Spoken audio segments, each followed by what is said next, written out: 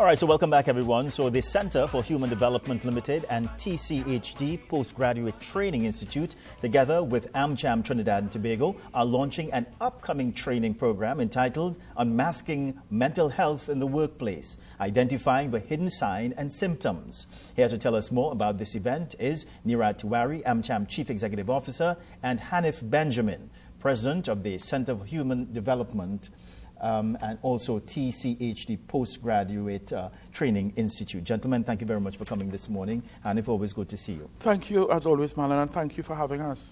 Yeah. Nirad, good morning. Thank you again for joining us. Good morning. Good morning, Marlon. Good morning to everyone in studio and online. Yeah. Hanif, let's begin with you. Why? Well, the Center for Human Development, over its inception, has always launched and managed training and development. I mean, we have trained over 15,000 persons throughout the world from our inception in 2013. And we have always partnered with people, institutions throughout the world, whether it is universities, individual. And this year, for our signature training, we decided to approach AMCHAM, who seemed to be a forerunner in relation to the local space, mental health and the workplace through their conferences and stuff. And I felt that, for this year I wanted to partner with a local person.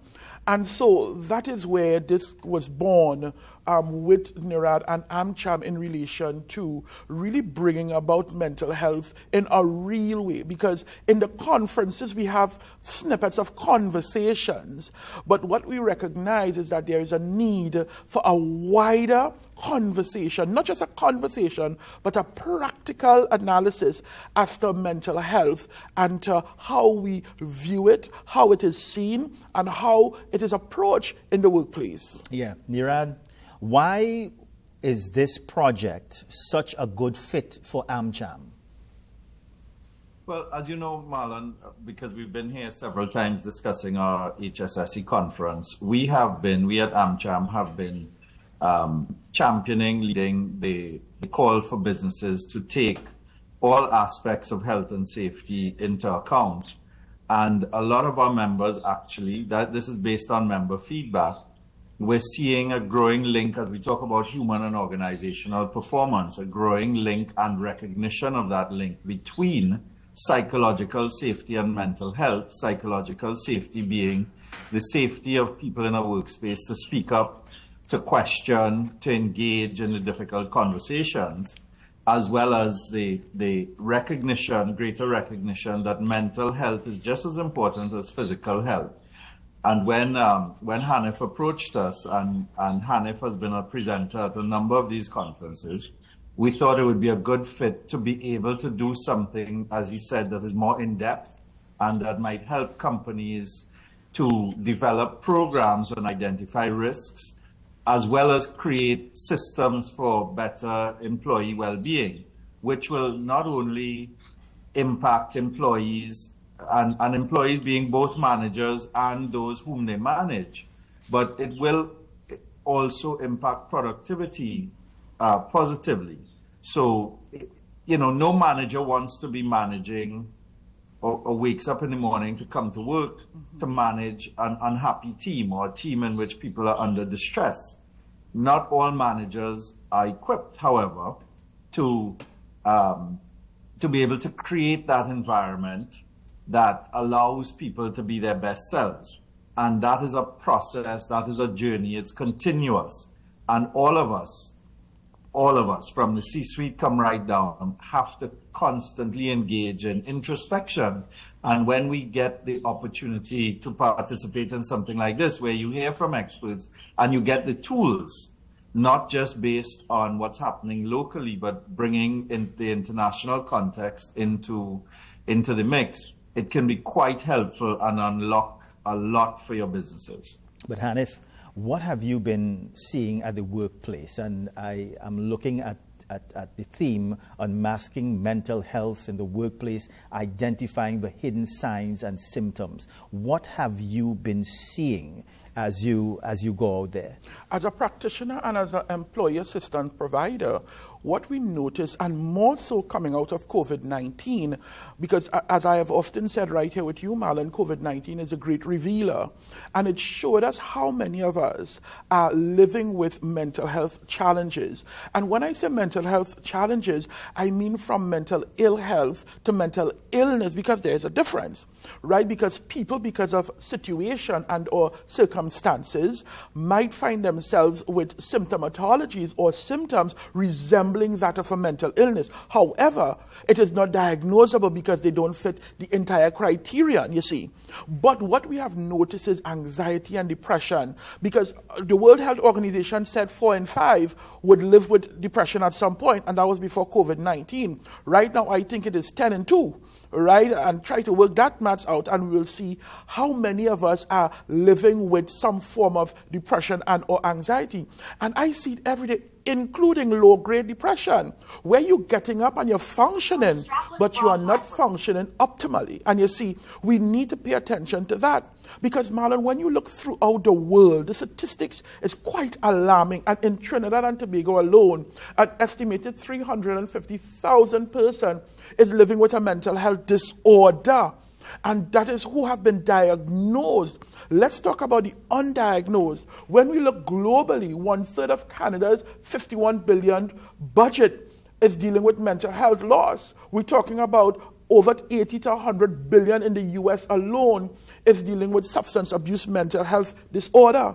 300 million people worldwide is living with depression. So when you look at the hidden costs of mental health, you have to ask yourself, how many employers are paying significantly for a mental health treatable condition whereby you have a loss in productivity, or what we have now we're calling presenteeism, where people are showing up to work unwell and cannot perform optimally, so they can't meet the target. We have anger, violence in the workplace. We have a very strained work environment. We have managers who cannot manage the ensuing personalities and personal challenges. Because you see, Marlon, the old adage where leave your problems at home or leave your work at work is not a real thing, because it is all interwoven. And so if we don't address the challenges of mental health in the workplace, we will continue to see billions of time, billions of dollars, billions of effort being placed on lost productivity because we are not treating with the mental health challenges that we see. Yeah. And Nirad, judging from what Hanif has told us, is there a need, you think, because you do have a very, very close relationship with businesses in Trinidad and Tobago, is there a need for businesses to invest more in systems to help their employees who may be having challenges? Yeah. Yes, it's happening, right? So there's always a need to find the tools that are required to support employee well-being. That is the basis of the operations of the company, right? So what we are seeing is more and more companies focusing and changing their systems to incorporate aspects of mental well-being. So, for example, I mentioned human and organizational performance. This is a thinking, an approach to HSE, for example, that companies in Trinidad and Tobago have been adopting more and more over the last 5 to 7 years or so. And when we have our conferences and we invite foreign speakers to come down and experts, quite often they're surprised by the extent to which our companies are already doing some of the things that are considered cutting edge in other places in the world. That is not to say, however, that we have reached our destination. We're on that journey, and that's why we are, as I said, we are doing this with Hanif and team to create to allow for a deeper dive than just scratching the surface. And yes, I think that companies need to look at things like this at different levels. And I would argue that this is not just something that you can pass off to the HR lead or the like. The executive team has to be involved in these discussions at some point, so that there can be a real engagement when the relevant employees or department come back with detailed information. Yeah. Hanif, what are you all trying to achieve with this program, this initiative, and what are some of the components of this initiative? And so what Narada said there is really instructive in relation to the top-down approach, because to really have movement in your organization, cultural change, the executive from the board come right down need to buy into the program. And so we want to develop an in-depth understanding of mental health and the factors that can affect your well-being. So we want to take a deeper dive into what it is, what it looks like, what are some of the common diagnoses that you see in the workplace, a better understanding as to what mental health actually looks and sounds like. Practical skill to spot the triggers. Now, that is a critical one, because too often HR is inundated with IR and grievances, because rather than spot the triggers early, we wait for it to explode on the workplace, and then now it has to be treated in a punitive way as opposed to a supportive kind of way. We want to learn to effectively support the workplace culture and allow open communication among workers, organizations, the unions, free from stigma. And why that one is really critical for me is because the conversations are not always humanistic in nature. It is more, you didn't get your report done, you didn't do this in time, you're in breach of this, you didn't do that. And so what we want to encourage is the voice of your managers, your HR, to have conversation that is supportive in nature, even allowing employees to say, I feel this way, and that is why I couldn't get out of bed. That's why I'm reaching to work late every morning. Not that I want to come to work late. I used to be here early. My reports used to be in on time. But something is going on with me. And so we want people to understand trauma and crisis, including understanding the principles of psychological first aid. You should be, as a company, able to mitigate circumstances early enough so that they don't escalate into a challenge. And above all, at the end of this program, because the way I train, I need people to leave with something. And this training is not just for the participants who come, but for the country at large, because what AMCHAM and TCH is trying to do here is create a document that we could then take to the Office of the Attorney General.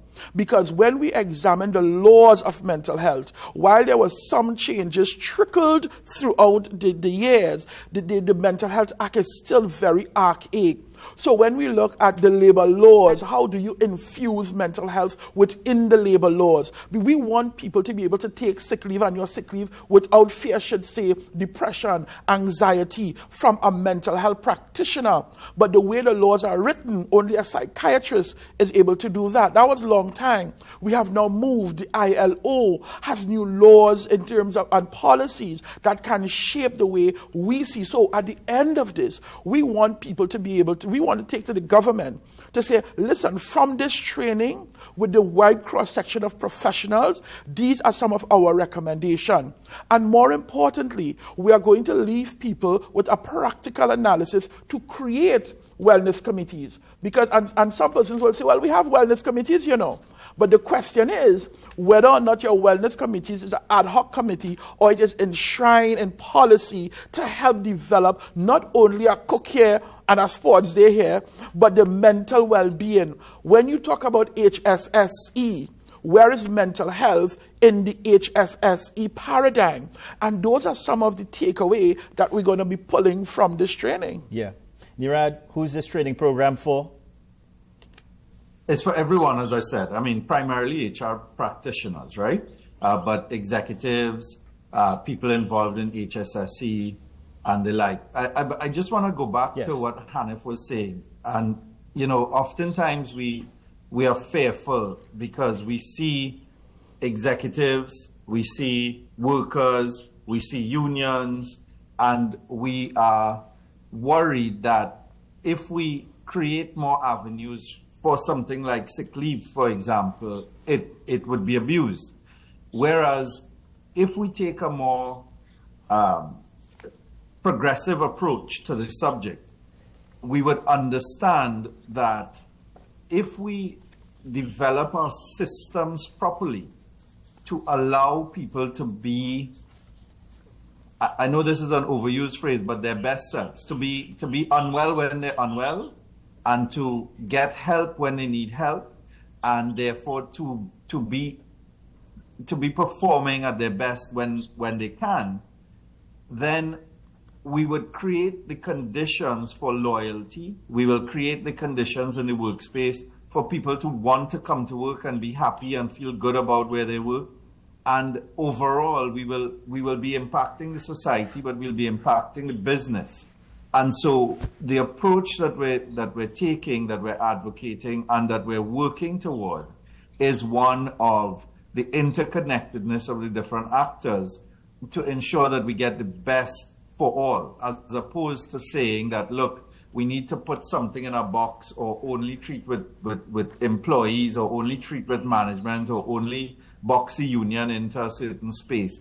That's not what it's about, right? It has to be more and more collaborative. There are extreme stresses in the world with the global uncertainties, with the fears around how technology is going to disrupt jobs and the like, with the crime situation in Trinidad and Tobago being what it's like.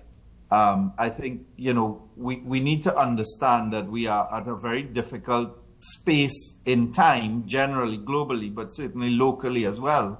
And we need to create the conditions where we can all work together to be able to find the best spaces and the best methods to be able to ensure that we all and all actors can find that sweet spot for collaboration and growth. And so this is for anyone who is involved in industrial relations. It is for your HR teams. It is for your managers, particularly, I would say, middle management seeking to go to upper management, and in businesses where you have executive leadership who are responsible for health and safety and HR. You should consider sending people, and ideally in teams, to be able to benefit from this workshop. Yeah, Hanif, I know you have some things to say, but some very important points I take from you and Nirad. You spoke about conversation, and you spoke about, and Nirad spoke about, connection and Correct. so on. But sometimes what happens at organizations, Hanif, it's not a conversation we're having, it's interrogation, it's Correct. persecution, and there's always stigma, especially when we're speaking about mental issues. We as a society still see people who have mental issues not as a sickness, but them as mad people. Correct. You're hitting it there, and that you need to come to this training, Marlon. Right? I think you should come to the training. Let's talk about having you there. Maybe you should start the show there and stay for the day, because you're talking things. Because let me tell you something, when a person has a stroke or a heart attack or a major medical illness at a workplace, the flowers go to the hospital, the boss go home, your supervisor show up, they send food basket, they send fruit basket. But when a person has a major mental breakdown and has to go to St. Anne's, or have to go to Mount Hope, or have to go to a Ward 1 in San Fernando, what happens? The rumor mill starts, she mad, he crazy, and there's no flowers, there is no showing up of the boss. And so it's always, take how long you want when you have the heart attack. We will work it out in HR. But when it comes to mental illness, it is, you're not fit to do this job. You're creating a difficult work environment. And so the conversation as to how you treat with people living with mental illness, and I'm being extreme, right? Because I'm talking about everyday people living with depression and anxiety, and they come to work and they just can't function because they have to take the little cognitive ability to survive, literally try to survive. And so in this training, we want to help you to develop the voice. And that is why Nirad said middle management, supervisor, they should be here because we want them to develop the speaking points so that they can be able to help that employee. How do you onboard a person who was out on sick leave from mental health? Right? That is always a challenge. Even when you talk about NIS, health surcharge, and extended leave, what do you do there? How is the law in respect to that? How does it cover it? It will cover a broken foot.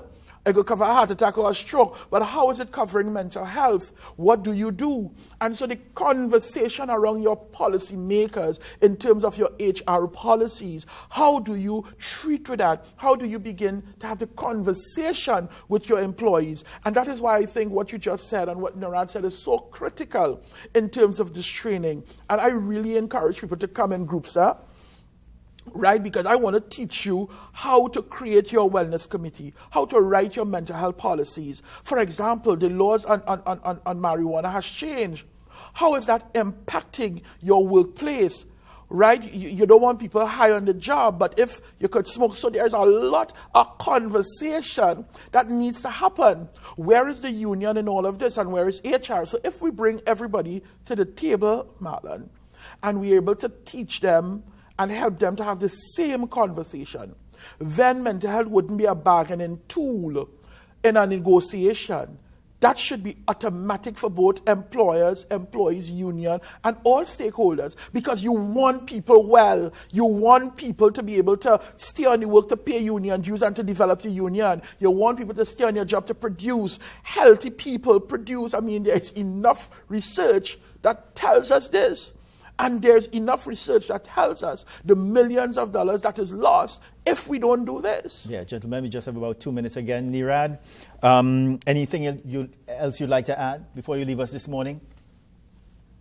Yeah, I just want to end by emphasizing that this is not to be feared, right? This is a workshop that will allow us to engage and understand differently. And ultimately, when you have engaged teams, when you have people who are well, both physically and psychologically, your workplace becomes more attractive. You are able, therefore, to attract and retain the best talent, and you are able to produce most efficiently. And if you have the opposite, then the opposite happens, right? You lose people, there's high attrition, people don't want to come to work for you because they hear about how negative, how difficult it is to work in your company, how difficult your managers are, how they don't listen. And therefore, we do encourage people to attend. These things are not always sexy, right? And AMCHAM Trinidad and Tobago is never afraid to tackle and put on workshops and events that look at some of the things that might be considered peripheral. But we do think with the Center for Human Development and HANIF and what we are trying to do, that we will be adding significant value once people attend in workspaces in Trinidad and Tobago. And so we encourage people to register and attend. You can get details at amchamtt.com as well. Yeah, and if I give you the final word. Listen, this is powerful. This is revolutionary. And we can do it, right? I want to encourage all employers under AMCHAM's banner and in general, send at least 3 minimum, right? Again, big discounts if you send 5 and over. But send 3 minimum so we could change the way we see and operate with mental health. April 23rd to the 25th, it is both online and in person at the NGC training compound, right? Come on down. We can change the way we see and operate. Let's get our workplace healthy again. Yeah? Yeah. Gentlemen, it's always a pleasure speaking with you all. Thank you very much for the information this morning. Bye for now. All right, so we do have this break for you, but we also have this image for you. It's from a viewer. Yeah, is that a coral and a plant in a coral?